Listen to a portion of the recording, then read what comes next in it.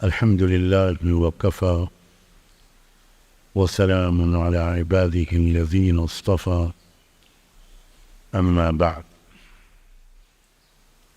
اسلام کی ایک مکمل اور گہری سمجھ کی ضرورت ہے. میں بار بار یہ بات کہتا ہوں کہ تفقہ فی الدین یہ مقصد ہے مدارس کا. اسلام ایک نظام رحمت ہے. اس کے ہر حکم میں، شریعت کے ہر ہدایت میں، چاہے وہ فرض کے درجے کی ہو، واجب کے درجے کی ہو، یا سنت، نفل اور مستحب کے درجے کی، اس میں انسانوں کی دنیا اور آخرت دونوں کے فائدے، دونوں کی منفعتیں مقصود ہیں.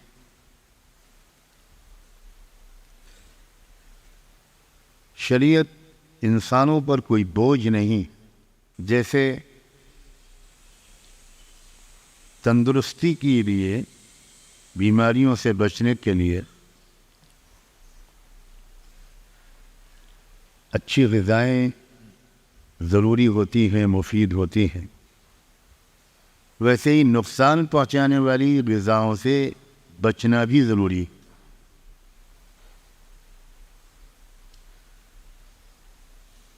اور نقصان پہنچانے والی غذاؤں سے جب کسی کو روکا جاتا ہے تو وہ اس روکنے کو اپنے ساتھ خیرخواہی ہی سمجھتا ہے، ظلم نہیں سمجھتا. ویسے ہی انسانوں کا شفیق پروردگار جب انسانوں کو بہت سے کاموں سے روکتا ہے،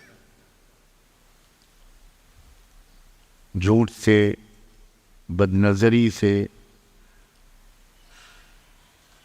گندی غیر اخلاقی کاموں سے، فضول خرچی سے، غرور و تکبر و حسد سے، کنجوسی و تنگ نظری سے، اور ان جیسی بہت سی چیزوں سے جب انسانوں کا بہت محبت کرنے والا مالک انسانوں کو روکتا ہے تو یہ انسان کی خیرخواہی کے لیے روکتا ہے. اور سمجھدار وہ انسان ہے جو ان پابندیوں کو خوشی کے ساتھ قبول کرے. یہ نہ سوچے کہ بھئی اسلام تو بڑا مشکل ہے، بڑی پابندیاں.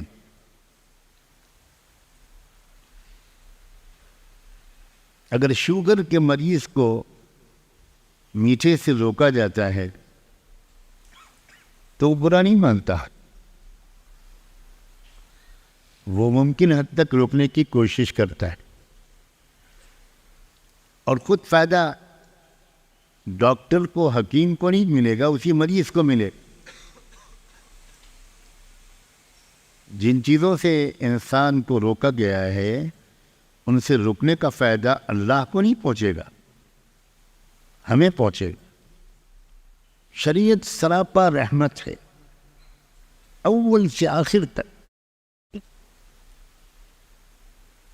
اپنی اور پورے سماج کی خیرخواہی کا شاندار مجموعہ ہے شریعت. نوجوانی کی عمر میں اکثر نوجوانوں کو یہ محسوس ہوتا ہے کہ بھئی یہ بڑا مشکل ہے، یہ بڑا مشکل ہے، اس گناہ سے رکنا بہت مشکل ہے. یہ سمجھائیں، ذہن و دماغ میں بٹھائیں کہ اس کا پھل تم دنیا میں بھی چکھو کیا آخرت میں بھی چکھو. ذرا سی صبر کر لو. ہر وہ چیز جس کا دل چاہے ضروری نہیں کہ وہ ہمارے لیے مفید ہو.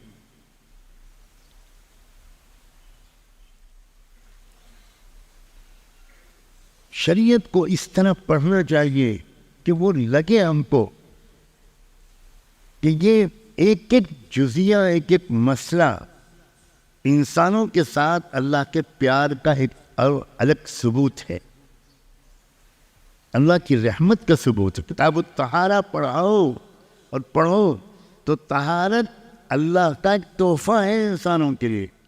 کتاب الاجارہ، کتاب البیوع، کتاب الجنایات، کتاب الحدود، کتاب الصلاۃ، کتاب الزکوٰۃ، کتاب الجہاد، ہر حکم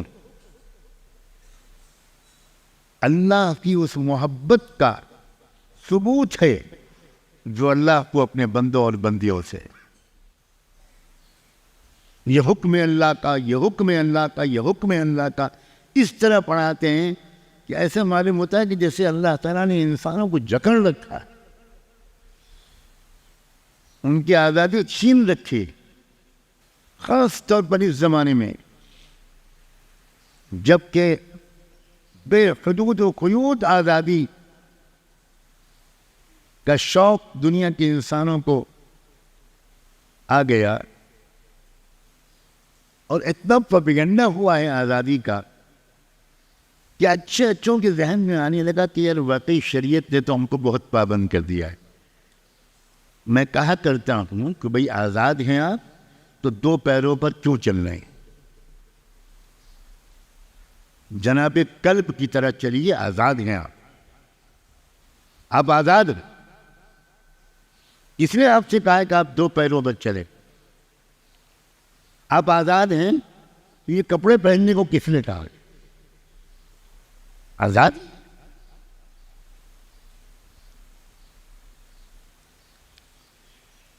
مہذب، شریفانہ، باوقار، خیر خواہانہ انسانی زندگی گزارنے کے لیے جو ہدایات کا گلدستہ ہے اس کا نام ہے شریعت. اسی محبت بری خیر خواہانہ ہدایات میں سے اس نظام کا ایک بہت عجیب و غریب حصہ وقف ہے. وقف آج کل وقف کا موضوع چرچے میں ہے، بہت اس پر گفتگو ہو رہی ہے. میں آج وقف کے بارے میں دو تین باتیں کہنا چاہتا ہوں. کیا ہے وقف؟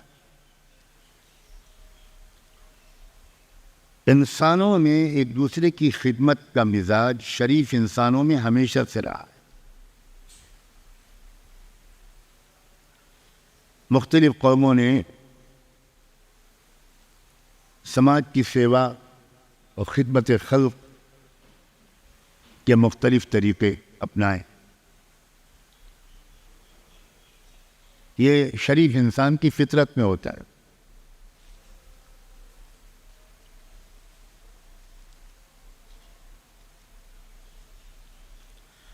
اور اس کے لیے عام طور پر جو طریقہ رہا ہے وہ یہ کہ آپ کے پاس جو سرمایہ ہے، جو پیسے ہیں، جو مال ہے، جو زمین ہے، جو جائیداد ہے، جو باغ ہے، جو مکان ہے، وہ آپ کسی کو دے دیں، کسی کو اس کا مالک بنا دیں، کسی غریب کو دے دیں، ہدیہ کر دیں، صدقہ کر دیں. اپنا باغ آپ کسی بیوہ کو ہبہ کر دیں، اپنا کھیت، اپنی زمین، اپنی جائیداد، اپنے زیورات یا آپ کی اپنی آمدنی اس میں سے کچھ حصہ وہ آپ کسی کو دے دیں. یہ بھائی یہ آپ کے کام آئے.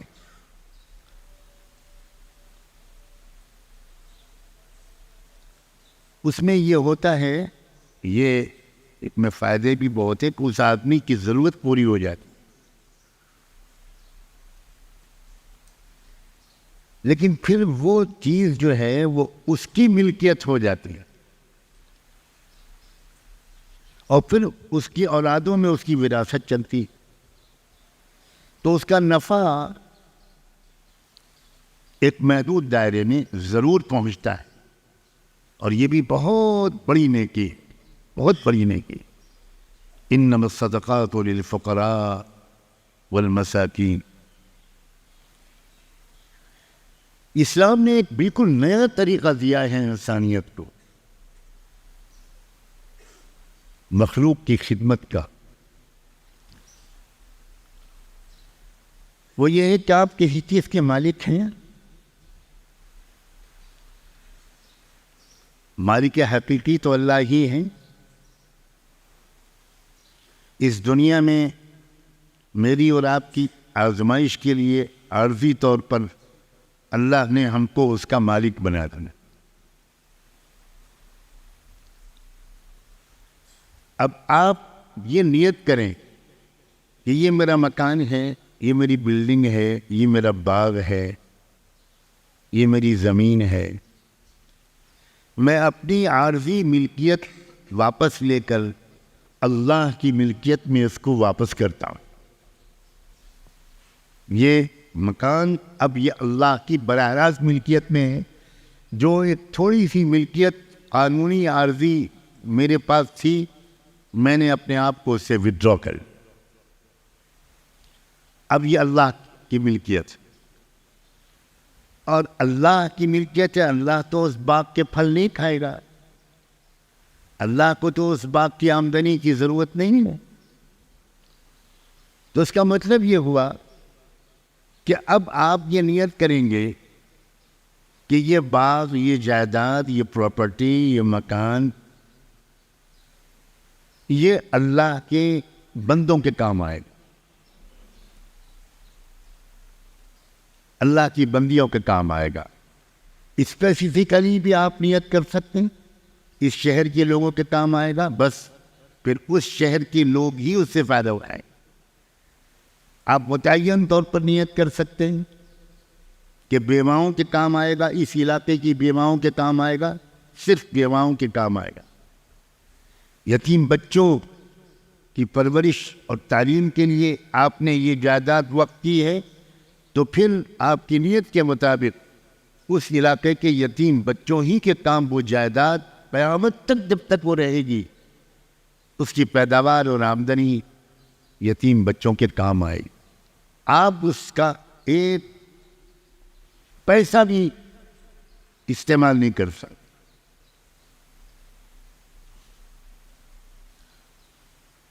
آپ نے ایک کنواں کھدوایا، اور کنواں کھدوا کر آپ نے اس گاؤں کے لوگوں کے لیے وقف کیا۔ اب گاؤں کے لوگوں کی اجازت سے کوئی باہر کا آدمی آ کر پانی لے لے، وہ الگ بات۔ یہ پچھلے قوموں کے اندر یہ باب نہیں تھا۔ یہ بڑا اضافہ ہے۔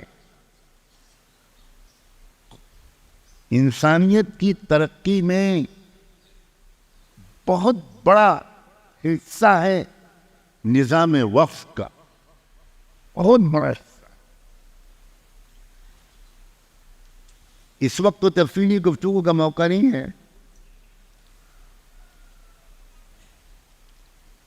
پوری تاریخ بتاتی ہے کہ ہزاروں اسپتال بنے اوقاف کے ذریعے، ہزاروں مدرسے اور ادارے، تربیت گاہیں اور دارالاقامی اور ہاسٹل یہ تعمیر ہوئے اوقاف کے ذریعے۔ مسجدیں بنی اوقاف کی زمینوں پر، ہمارے قبرستان بنے اوقاف کی زمینوں پر۔ لوگوں نے اپنی زمین وقف کی کہ اس زمین میں قبرستان بنایا جائے۔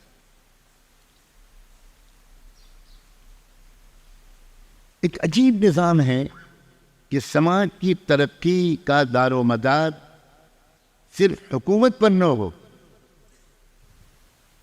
سماج کے شہری اپنی ترقی میں خود حصہ لیں، ان کا کنٹریبیوشن ہو۔ بہت خوبصورت اضافہ ہے۔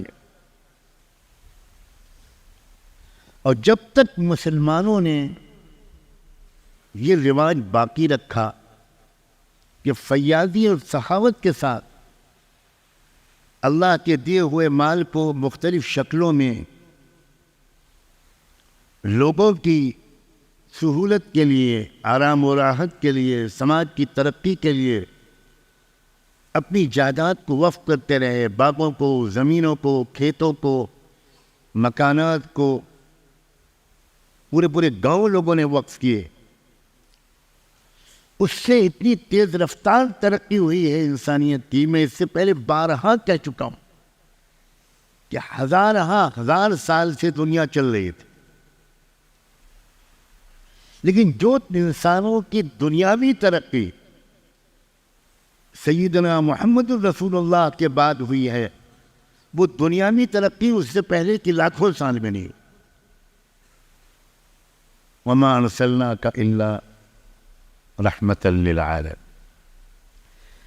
اخلاقی اور دینی ترقی تو سب جانتے ہی ہیں، مانتے ہو یا نہ مانتے ہو. پوری تہذیبوں کی اور قوانین کی تاریخ میں وقت کا تصور کبھی نہیں تھا.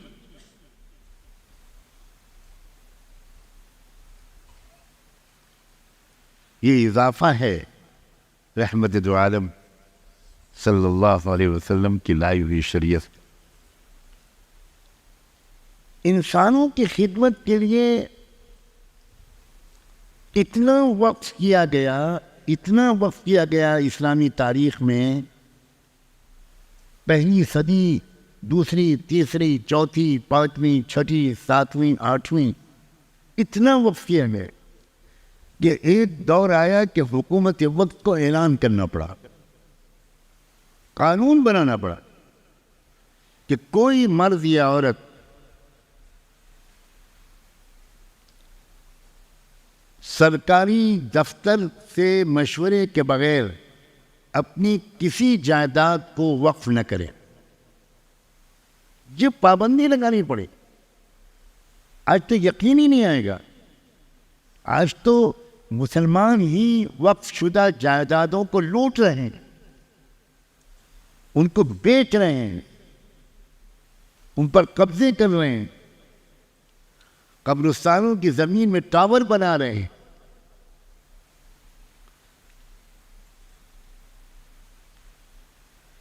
حکومت کو یہ اعلان کرنا پڑا کہ اوقاف اتنے زیادہ ہو چکے ہیں کہ اب اگر کوئی شخص وقف کرنا چاہے تو پہلے دفتر سے مشورہ کرے. اس کے لیے ایک مخصوص دفتر بنا دیا گیا کہ ہم وقف کرنا چاہتے ہیں، کس مصرف کے لیے وقف کریں تاکہ ریپیٹیشن نہ ہو. ایک ہی مقصد کے لیے لاکھوں جائیدادیں وقف ہو جائیں اور دوسرا کوئی مقصد ایسا پڑا رہے جس کے لیے کوئی چیز وقف نہ ہوئی ہو. یہ مقام اس امت مسلمہ نے انسانیت کی خیرخواہی تک پہنچی یہ امت اور پہنچایا. چنانچہ دمشق کی تاریخ میں نے خود پڑھا ہے، تاریخ اوقاف دمشق میں،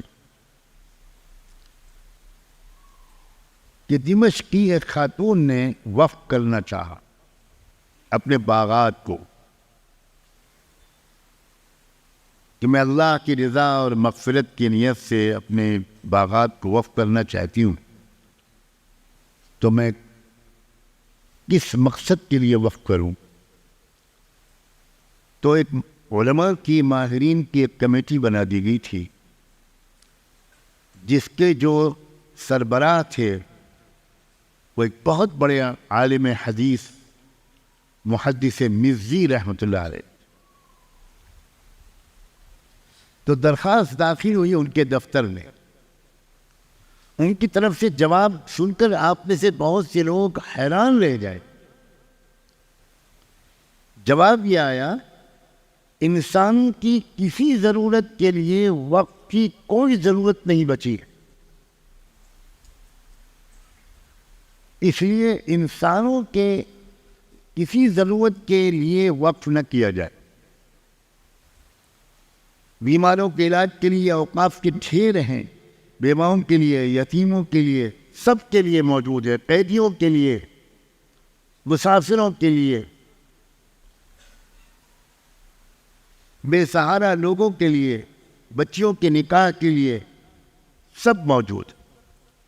البتہ دفتر کی طرف سے اس خاتون کو جواب گیا کہ ہمارے ملک میں سائبیریا کے علاقے سے پرندے اڑ کر آتے ہیں، کبوتر اور دوسرے پرندے، وہاں کی شدید سردی سے بچنے کے لیے، -50 -60 وہاں کا درجہ حرارت ہوتا ہے، اس سے بچنے کے لیے ہمارے فلسطین اور شام کے علاقے میں 4 مہینے کے لیے پرندے آتے ہیں، اور وہ 4 مہینے سردی کے یہاں گزارتے ہیں۔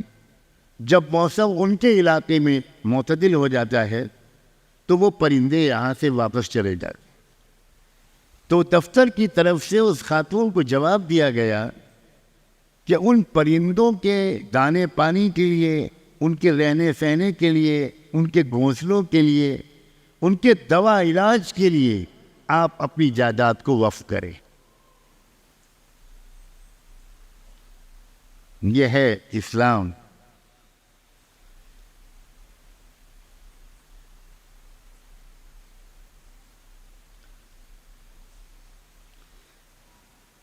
بعض لوگوں کی درخواست کے جواب میں یہ جواب آیا کہ آدھی مملکت میں نالیاں کھد گئی ہیں، پانی سڑکوں پر نہ آئے، گندگی کچرا نہ ہو، تو وہ ڈرینیج سسٹم بنا دیا گیا ہے بغداد میں اور تمام شہروں میں، تو پانی کا بہاؤ، گھروں کا پانی، استعمال شدہ پانی وہ جا رہا ہے نالیوں میں، لیکن بہت سے شہروں میں ابھی نالیوں کا کھدنا باقی ہے۔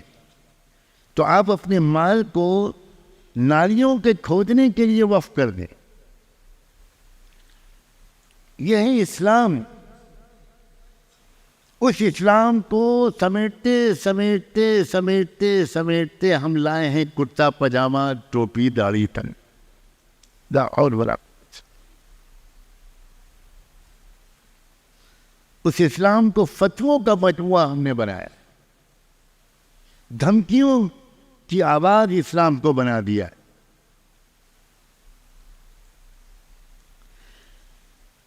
دنیا اسلام کو غلط سمجھ رہی ہے۔ محمد قطب رحمۃ اللہ علیہ کی ایک کتاب ہے شبہات حول الاسلام، اس کا انگریزی میں ترجمہ اس نام سے ہوا ہے کہ اسلام the most misunderstood religion۔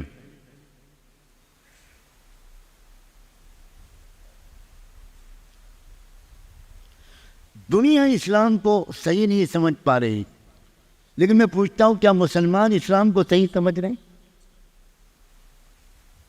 اور میں اس سے آگے بڑھ کر کہتا ہوں، یہاں بیٹھ کر کہنے کی جسارت کرتا ہوں، کیا علماء اسلام کو صحیح طور پر سمجھ رہے ہیں؟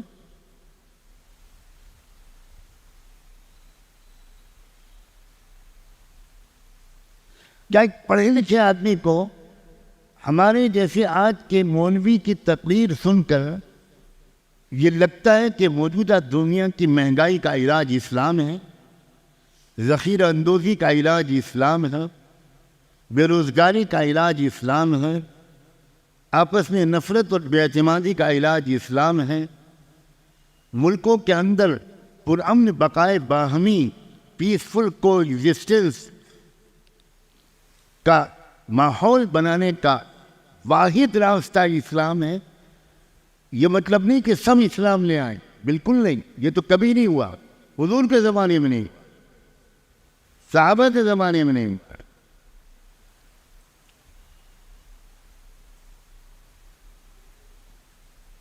لیکن تمام شہریوں کو امن ملا، تمام شہریوں کو باعزت زندگی ملی اپنے مذہب پر رہتے ہوئے۔ کسی چرچ کو ہاتھ نہیں لگایا گیا، مسلمانوں نے چرچ کی حفاظت کی اور کھلی اجازت دی کہ گرجا گھر جانے والے کرسچنز وہ آرام کے ساتھ اپنی عبادت کے اوقات میں گرجا گھر جائیں۔ سخت ہدایات دی گئیں کہ کسی گرجا گھر کو نقصان نہ پہنچے، کسی مندر کو نقصان نہ پہنچے، کسی گرودوارے کو نقصان نہ پہنچے۔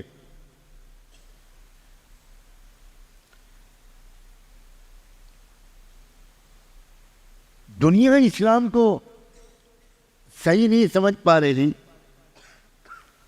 اس پر کوئی خاص تعجب کی گنجائش نہیں ہے۔ مسلمان نہیں سمجھ پا رہے ہیں، اس لیے ایسے داعیوں اور علماء کی ضرورت ہے جو اسلام کو صحیح طور پر سمجھیں اور انسانیت کے سامنے اس کے حسین چہرے کو اسی خوبصورتی کے ساتھ پیش کریں جو اسلام کا حسین چہرہ ہے۔ اس لیے عزیز نوجوانوں، یہ موقع ملا ہے تم کو اسلام کو سمجھنے کا، یہ موقع ملا ہے تم کو پوری فقہ کو صحیح طور پر سمجھنے کا۔ اللہ کرے تمہارے تمام اساتذہ اسی مزاج کے مطابق تفسیر پڑھائیں، حدیث پڑھائیں، فقہ پڑھائیں۔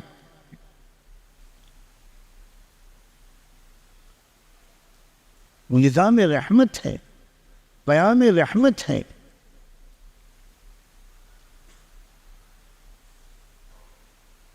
پوری انسانیت کی ہر پہلو سے ترقی کا نسخہ کیمیا ہے اسلام۔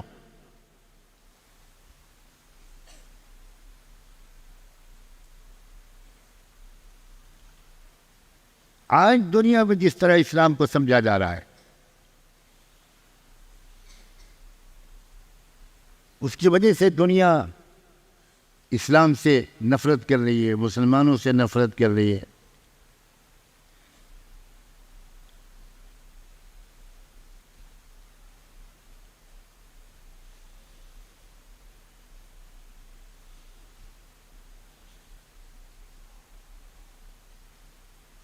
اب غور کریں، جس زمانے میں گھی مہنگا ہو گیا عالمی منڈی میں، شہد مہنگا ہو گیا، امیر المومنین نے گھی اور شہد کا استعمال چھوڑ دیا۔ کہا جب تک غریب سے غریب آدمی گھی خریدنے کے لائق نہیں ہوگا، عمر ابن خطاب گھی نہیں کھائے گا۔ اللہ اکبر۔ جب تک مملکت اسلامی کا غریب سے غریب انسان شہد خریدنے کے لائق نہیں ہوگا، عمر شہد نہیں کھائے۔ جہاں مزاج تھا اسلام کا دنیا کی قوموں کو الزام دینا اسلام سے نفرت کی وجہ سے، مجھے اس سے اتفاق نہیں۔ ہمیں پہلے اپنی غلطی تسلیم کرنی پڑے گی، ہمیں پہلے اپنی غلطیوں کی تلافی کرنی پڑے گی۔